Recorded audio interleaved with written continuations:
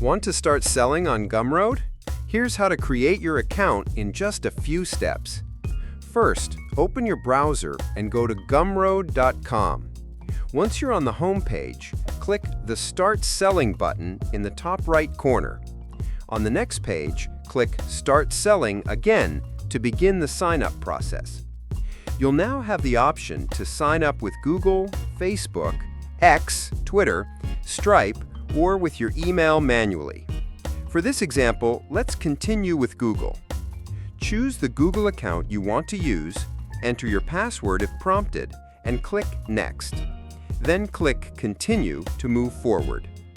Gumroad will now send a verification code to your email, so open your inbox and look for an email from Gumroad.